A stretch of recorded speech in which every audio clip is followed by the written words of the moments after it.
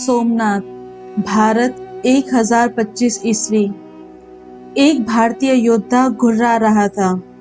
उसके माथे पर नसें स्पष्ट रूप से उभरी हुई दिखाई दे रही थी। शक्तिशाली भुजाएं फड़क रही थी। हाथ पूरी ताकत से उस तुर्क दुश्मन को मसल रहे थे। दुश्मन उसकी चौड़ी छाती पर लगातार वार किए जा रहा था। फिर उसने उसकी आंखों को खरोचने की कोशिश की, लेकिन तुर्क की ताकत लगभग खत्म हो चुकी थी और उसकी कमजोर कोशिशें उस भयंकर योद्धा पर मामूली असर डाल रही थी, जो लगातार अपने से उलझे आदमी का गला बेरहमी से दबा रहा था। उस तुर्क का चेहरा सुर्ख हो गया था और उसकी आंखें बाहर आ गई थीं। फिर उसकी जीभ बाहर निकल गई और वो बेजान हो गया। थोड़ी देर तक वो भारतीय योद्धा दुश्मन के गले को दबाता रहा, फिर उसके सिर को उठाकर पथरीली जमीन पर जोर से पटक दिया और उसकी खोपड़ी तोड़ डाली, उसकी मौत पक्की करने के लिए। अचानक उसे थकान महसूस हुई और वह मरे हुए आदमी को छोड़ वो लड़खड़ाता हुआ खड़ा हो गया। एक हरे बदन वाला वो योद्धा था। उसकी कसी हुई मांसपेशियां, चौड़े कंधे, छाती और पतली कमर और मांसल टांगों की वजह से उसका शरीर काफी गठीला दिखाई दे रहा था। उसके सांवले शरीर पर कटने फटने के अगिनत निशान दिख रहे थे। आज उसके शरीर पर कई और नए घाव बन गए थे। उसने अपने हाथों और पैरों को सीधा किया और शरीर के दर्द और थकान को कम करने की कोशिश की। थोड़ी दूरी पर एक घायल तुर्क को इस बीच मौका दिखा। अपनी पूरी ताकत लगाकर वो खड़ा हुआ और उसने एक तलवार खींचकर उस भारतीय योद्धा पर कड़ा प्रहार किया। थकान और दर्द के बावजूद वो योद्धा अपनी स्वाभाविक फुर्ती और युद्ध कौशल के बलबूते पर बचने में सफल हुआ। वो पीछे हटा और तलवार के वार से बाल बाल बच गया। वार की रफ्तार से योद्धा तो बच गया, लेकिन हमलावर का दाहिना हिस्सा उसके सामने आ गया। योद्धा ने उसके जबड़े पर जोर से घूंसा मारा और उसे नीचे गिरा दिया। उस तुर्क के हाथ से तलवार छूटकर गिर गई। तुर्क अवाक रह गया और उसने दोबारा उठने की कोशिश की। वो किसी तरह घुटने के बल पर बैठ सका था। इसी बीच योद्धा ने जमीन पर गिरी तलवार उठा ली और उसे ऊपर उठाकर तुर्क की गर्दन के पीछे से सीधा उसके दिल के आर पार कर दिया और वो तुर्क वहीं मर गया। योद्धा ने तलवार को टिकाकर थोड़ी सांस ली। वो बुरी तरह से थका हुआ था। उसके शरीर से खून बह रहा था, लेकिन वो जानता था कि उसे अभी रुकना नहीं है। वो उत्तर भारत के श्रावस्ती का युवराज था। वो अपने सैनिकों के साथ गुजरात के पश्चिम तट पर बसे हुए सोमनाथ की ओर आया था, जहां पूरे देश के लोग प्रसिद्ध शिव मंदिर को तुर्क आक्रमणकारी महमूद गजनी से बचाने के लिए पहुंच रहे थे। उन्होंने तुर्कों की एक छोटी सी सेना के साथ युद्ध किया था और वे जानते थे कि तुर्कों की मुख्य सेना का आना अभी बाकी है। उन्हें ताकत जुटानी थी। एक बार फिर श्रावस्ती के इस भारतीय योद्धा ने अपने आप से कहा, उठो मल्लदेव, खड़े हो जाओ और आगे बढ़कर अपने दल को फिर से इकट्ठा करो। लेकिन वो वहीं खड़ा रहा, तुर्क सैनिक के शरीर में धसी हुई तलवार के सहारे झुका रहा। वो जोर जोर से सांस ले रहा था और अपने फेफड़ों में ऑक्सीजन पहुंचा रहा था।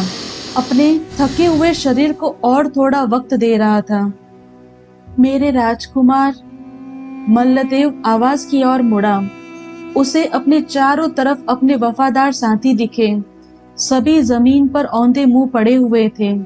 सभी मृत, एक को छोड़कर बाकी सब मर चुके थे। मल्लदेव ने उनके घावों की ओर देखा और समझ गया कि ये भी कुछ ही देर में मौत की आगोश में चला जाएगा, लेकिन उसने अपने चेहरे से ये जाहिर होने नहीं दिया। उठो वसीम, मल्लदेव ने अपनी भारी और थकी हुई आवाज में कहा। क्या तुम इन जख्मों की वजह से सुस्त पड़ गए हो? वसीम धीमे से मुस्कुराया और अपने शरीर को ऐंठते हुए जोर से खांसा। इस खांसी की वजह से बलगम के साथ खून उसके होठों तक आ गया। मल्लदेव ने उसे आहिस्ते थाम लिया और उसकी पीठ सहलाई। जैसे ही उसकी खांसी बंद हुई, वसीम ने धीरे से कहा, हमने उन तुर्कों को अच्छा सबक सिखाया है ना? मल्लदेव ने मुस्कुराते हुए कहा, पक्के तौर पर, लेकिन अभी और भी आएंगे। वसीम ने कहा। मल्लदेव चुप रहा। वो जानता था कि वसीम सही कह रहा है। महान युवराज, आपको अभी यहाँ से जाना चाहिए, मंदिर के गर्भ की ओर। ये हमारी आखिरी रक्षा पंक्ति है। दर्द बर्दाश्त करते हुए वसीम ने यह शब्द फुसफुसाते हुए कहा। इसके बाद उसका शरीर अकड़ गया और वो शांत हो गया। मल्लदेव ने वसीम के शरीर को उठाकर गले से लगाया और फिर उसे आहिस्ता से जमीन पर लिटा दिया। मेरे मित्र, भारत माता तुझे आशीर्वाद दे और तुम्हारा बलिदान हमेशा अमर रहे। फिर मल्लदेव धीरे से उठा और धीमे से बोला, ओम नमः शिवाय। इस मंत्र से उसे हमेशा शक्ति मिलती थी। इसके बाद वो धीरे धीरे लड़खड़ाता हुआ मुख्य मंदिर की ओर चल पड़ा। वसीम ने सही कहा था, आराम के लिए कोई वक्त नहीं था। उसका काम पूरा नहीं हुआ था और उसका जीवन अभी भी बचा था। बाहर की ओर हर दिन की तरह आज भी समुद्र की लहरें अपने आसपास की दुखद घटनाओं से बेपरवाह जमीन को धोए जा रही थी। शाम का समय था। सूरज धीरे धीरे समुद्र के पानी में अस्त होता जा रहा था। बादल का नामो निशान नहीं था और आकाश लाल, नीले और जामुनी रंग की आभाओं से चमक रहा था। इस समय का नजारा बहुत ही मनमोहक था और अगर समय सही होता तो इसकी खूबसूरती का विस्तृत वर्णन किया जा सकता था। लेकिन ऐसे समय में पूरी दुनिया क्रूरता के सामने लाचार थी। दुनिया के सबसे पुराने धर्म के सबसे पवित्र स्थलों में से एक, जहां उनके देवी देवताओं के मंदिर स्थित है, वहीं विदेशी आक्रमणकारियों ने सभ्य और सुसंस्कृत लोगों की लाशें बिछा दी थी। तुर्क सेना बड़ी तेजी से उस मंदिर के विशाल परिसर में अपनी पहुंच बढ़ा रही थी। वो मंदिर के बीचों बीच मुख्य परिसर की ओर, जहां भगवान शिव सोमनाथ के रूप में स्थित है, अनवरत रूप से आगे बढ़ते जा रहे थे। भारतीयों के लिए तुर्क चीनियों की तरह दिखते थे। उनका चेहरा गोल और आंखें काफी छोटी थी, लेकिन वास्तविक चीनी और तुर्कों को एक मध्य एशिया के निर्दयी योद्धाओं के रूप में जाना जाता था और उनसे दूर रहने में ही अपनी भलाई समझते थे। तुर्कों को सिर्फ एक कला सिखाई गई थी और वो थी हत्या करने की कला। मंदिर के परिसर में कई घरों में धुआं उठ रहा था। मृत शरीर जमीन पर पड़े हुए थे। सोने चांदी की टूटी फूटी मूर्तियां जमीन पर बिखरी हुई थी। तुर्क सैनिकों का एक दल भगवान शिव के वाहन नंदी बैल की विशालकाय मूर्ति पर पहुंच गया और सोने के बने उसके सींग को देखकर जोर से अट्टहास करने लगा। सैनिक उस मूर्ति से सींग निकालने की कोशिश करने लगे। जैसे ही सींग बाहर निकला, वो खुश होकर जोर से गरजे और भद्दे रूप से चिल्लाने लगे। जैसे जैसे तुर्क सेना जीतते हुए शोर शराबे के साथ आगे बढ़ती गई, ग्रह के सबसे महान मंदिरों में से एक मंदिर के गर्भ में किले जैसी घेराबंदी किए हुए घायल भारतीय सैनिकों का हौसला कम होता गया। हे महादेव, हमारी रक्षा करें, अपनी शक्ति दिखाएं, उन दुश्मनों को मार गिराएं। आप इस तरह हमारी परीक्षा क्यों ले रहे हैं? फिर एक जवाब आया, केवल एक, ठक ठक ठक। ग्रह गर्भ के दरवाजे पर जोर जोर से खटकाने की भयावह आवाज हुई। मल्लदेव, जो अब तक बिल्कुल चुपचाप था, ने दरवाजे की ओर देखा। उसके आंसू खून के साथ मिलकर उसके चेहरे पर टपक रहे थे। आंसू और खून का ये मिश्रण उसके मुंह के अंदर चला गया। यह बहुत ही कड़वा था। उसके देश के भाग्य की तरह, उसके विश्वास की तरह, उसके लोगों की तरह। उसने विशाल शिवलिंग की ओर देखा, जो देवाधिदेव महादेव शिव का प्रतीक है। उसके दर्जन भर साथी एक दूसरे के करीब आए और चिंतित होकर एक दूसरे को देखने लगे। ये समूह घायल और थके हुए लोगों का था। इसमें से कई ब्राह्मण थे जिन्होंने आज तक हथियार नहीं उठाया था। ये सभी 50,000 लोगों की उस सेना से बचे हुए सिपाही थे, जो उस प्रसिद्ध और समृद्ध सोमनाथ मंदिर की रक्षा के लिए एकत्रित हुए थे। तुर्क सेना का एक अधिकारी दरवाजे की दूसरी ओर से चिल्लाया, दरवाजा खोलो या तड़पकर मरने के लिए तैयार हो जाओ। मल्लदेव ने गहरी सांस ली, लेकिन कुछ नहीं कहा। उसने शिवलिंग को और जोर से पकड़ा। उस विशालकाय मूर्ति से उसे शक्ति मिल रही थी। दरवाजे के एक ओर लूटपाट और तोड़फोड़ जारी था, वहीं दूसरी ओर सैनिक का एक दल अनुशासित रूप से गर्भगृह की ओर बढ़ता चला जा रहा था। वे सभी सुल्तान महमूद के निजी अंगरक्षक थे। वे तेज तर्रार योद्धा, रणभूमि में सुल्तान की रक्षा करने वाले और उनका साथ देने के लिए विशेष रूप से चुने गए थे। हरे रंग का कुर्ता पहनने वाले गजनी की सेना से अलग पोशाक सुल्तान के अंगरक्षकों की थी। शांति के समय वे सफेद पोशाक पहनते थे, लेकिन जब वे युद्ध क्षेत्र में जाते तो काले रंग का कुर्ता पहनते। उन कपड़ों की बाह पर सफेद धागे से गरजता हुआ शेर की आकृति बनी हुई होती थी। लंबे समय से चल रहे युद्ध की वजह से उनके चेहरे पर थकान साफ दिख रही थी, लेकिन वो मंदिर की रक्षा के लिए उन सैनिकों से कहीं बेहतर हाल में थे।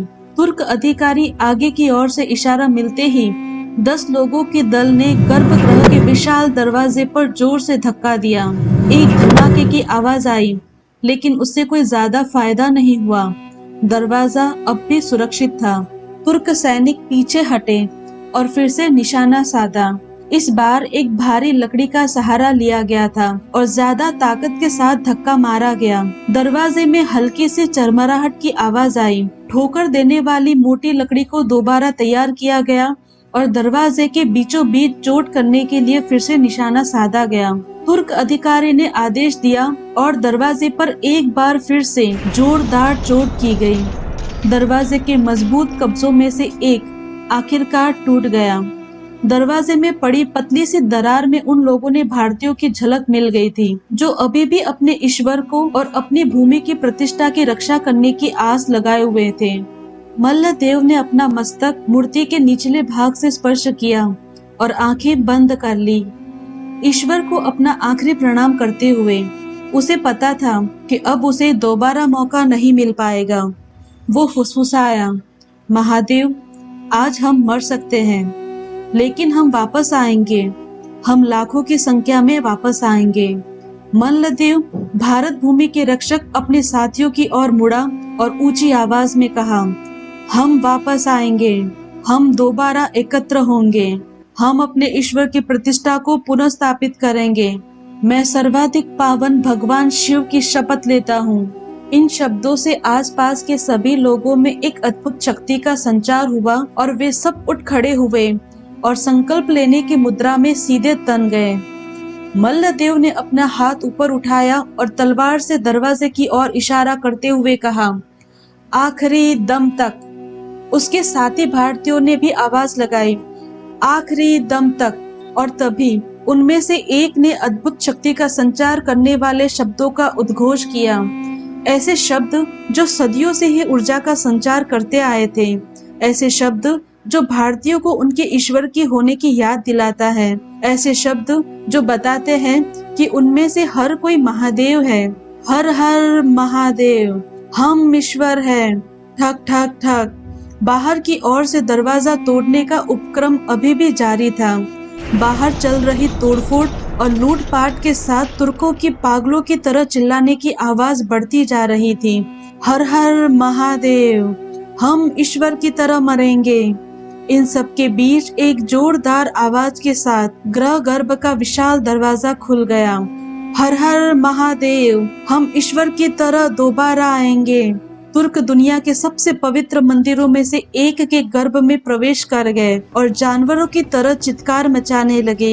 हर हर महादेव, हर हर महादेव। मल्लदेव ने गर्जना की और उसके साथ ही वो उसके साथी भारतीय तुर्क सैनिकों पर टूट पड़े। भारतीय सिपाहियों की ललकार और उनका हमला इतना जोरदार था कि तुर्क सैनिकों के पांव जस के तस ठहर गए। निष्ठुर तुर्कों ने भी अपनी इसी तरह के प्रतिकार का अनुमान नहीं लगाया था। शुरुआती हमले में कुछ तुर्क मारे गए, लेकिन उनकी तादाद भारतीय रक्षकों के मुकाबले कई गुना ज्यादा थी। तुर्क सैनिक आते रहे, आते रहे, आते रहे। अपना बलिदान देने से पहले हर भारतीय सैनिक कम से कम 5 तुर्क सैनिकों को मौत के घाट उतार रहा था, लेकिन वो सभी खत्म हो गए। वो सभी खत्म हो गए। आखिर में सिर्फ मल्लदेव बचा, थकान से चूर और बुरी तरह से घायल। उसके शरीर के कई अंगों से खून बह रहा था। इस हालत में भी वो लगातार गर्जना करते हुए लड़ता जा रहा था, अकेला, असंख्य तुर्क सैनिकों के खिलाफ। आखिर तक उसने अपनी तलवार नहीं फेंकी, वो लड़खड़ाया नहीं, उसने दया की याचना नहीं की और वो लड़ता रहा।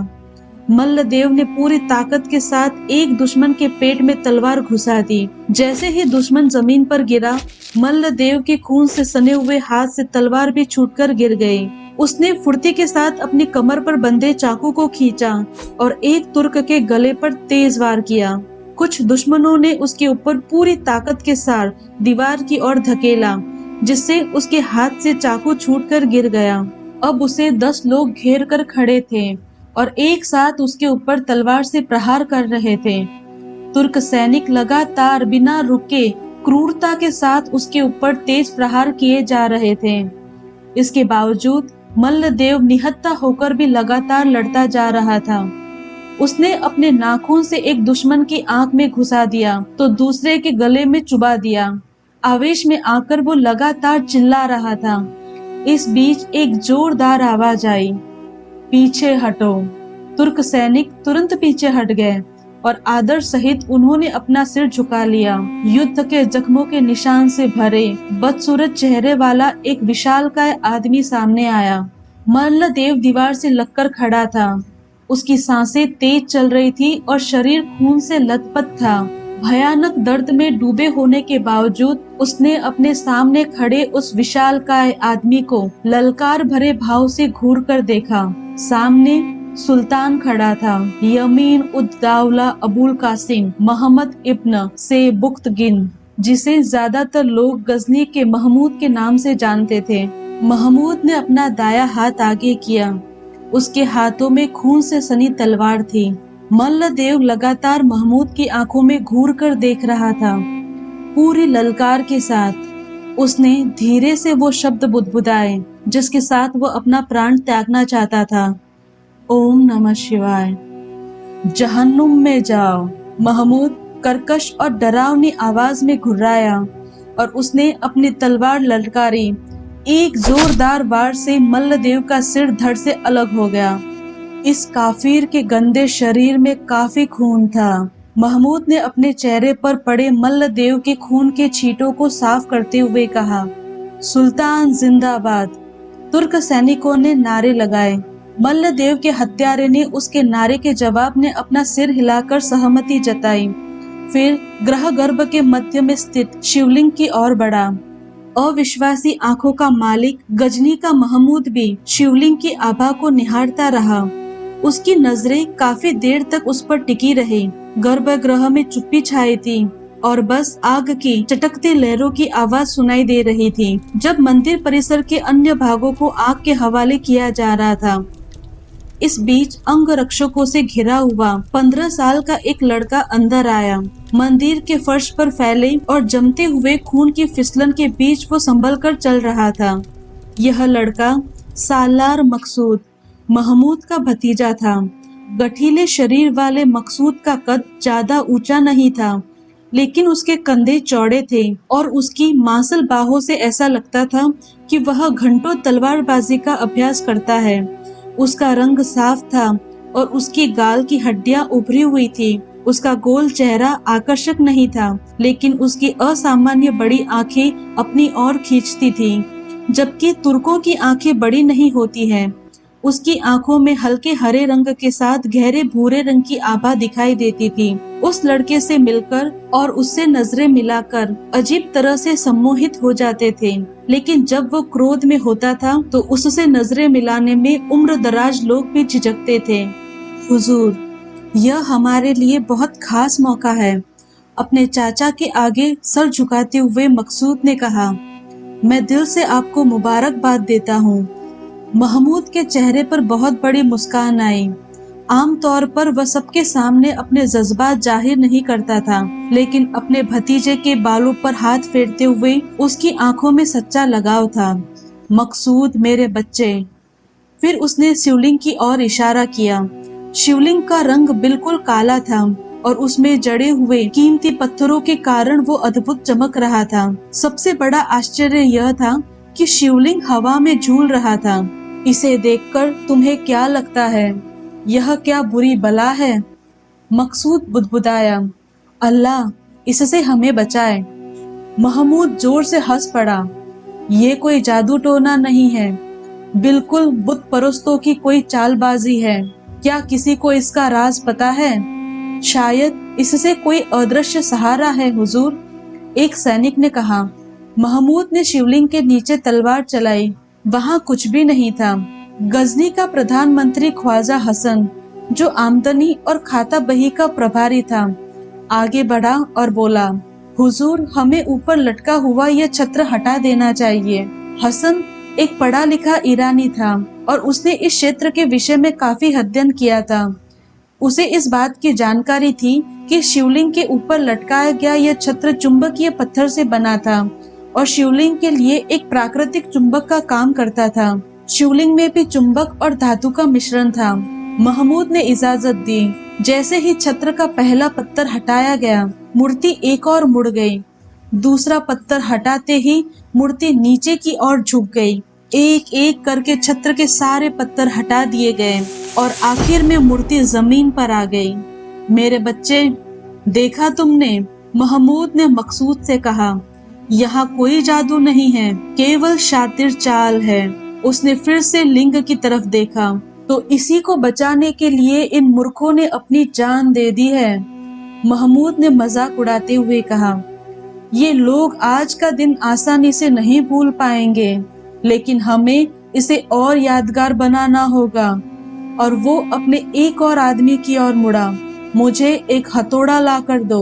वो आदमी तुरंत एक हथौड़ा लेकर आया और उसने घुटने के बल झुककर दोनों हाथों से हथौड़ा अपने सुल्तान के सामने पेश किया। जैसे ही महमूद ने हथौड़ा उठाया, हसन ने उसे रोका। मेरे मालिक, मुझे माफ करें, लेकिन व्यापारियों का एक दल बाहर खड़ा है। वो इस बूथ के लिए मुंह मांगी कीमत चुकाने के लिए तैयार है। अगर आपको सही लगे तो हर साल हमारे शाही खजाने में मोहरे देने के लिए भी तैयार है। महमूद मजाकिया अंदाज में मुस्कुराया। मेरे प्यारे प्रधानमंत्री हसन, तुम हमेशा अपना लेखा जोखा तैयार रखते हो। तुम्हारे हिसाब से मुझे उस बूथ को छोड़ने के लिए कितनी मांग करनी चाहिए? प्रधानमंत्री ने धीमी आवाज में कहा, हुजूर, ये लोग आपकी मुंह मांगी कीमत देने के लिए तैयार है। इस टूटे हुए बूथ की कोई कीमत नहीं है, लेकिन अगर यह महफूज रहा तो हम लंबे समय तक इसकी वजह से कमाई कर सकते हैं। आप सोचिए कि उस रकम से आप क्या क्या कर सकते हैं। आप अपनी सेना बढ़ा सकते हैं, नए महल या इमारत बना सकते हैं और अपनी आवाम का भला कर सकते हैं। महमूद ने कुछ देर तक अपनी दाढ़ी सहलाई। हाँ, बात तो सही है। अगर मैं पुराना फारसी होता जो दौलत और ऐशो आराम से मतलब रखते हैं, तो ये बात लुभा सकती थी। उनकी नजरें सख्त हो गई। लेकिन मैं फारसी नहीं हूँ, मैं एक ईमानदार तुर्क हूँ। कयामत के दिन ऊपर वाला मुझे ढूंढेगा। उस दिन वो क्या कहेगा? वो महमूद कहाँ है जिसने सोने की चंद मोहरों के लिए नास्तिकों को सबसे बड़ा बूत बेच दिया? हसन चुपचाप पीछे खिसक गया। वो सिर झुकाए हुए था। उसे पछतावा हो रहा था, हालांकि उसके मन में कुछ अलग विचार चल रहे थे। टिड्डी खाने वाले, ये अरब और तुर्क। महमूद अपने सालार मकसूद की ओर मुड़ा। गौर से देखो मेरे बच्चे, एक दिन ये पाक मकसद तुम्हारा होगा। अपने दुश्मनों को बगैर किसी रकम से कुचल देना चाहिए, चाहे वो जो भी हो। वो हर शय जिससे उन्हें प्यार है उसे तबाह कर दो। मकसूद ने हाँ में सिर हिलाया। उसकी आंखों में एक ऐसी चमक दिखाई दी जो किसी नायक को देखते ही आ जाती है। सुल्तान जिंदाबाद। महमूद ने अपना बाया पैर उठाकर मूर्ति के निचले हिस्से के पास रखा। ज्यादा असरदार वार के लिए उसने अपने शरीर को पीछे खींचा और जोर से गरजते हुए मूर्ति पर हथौड़ा चला दिया और भारत की आत्मा को तोड़ दिया।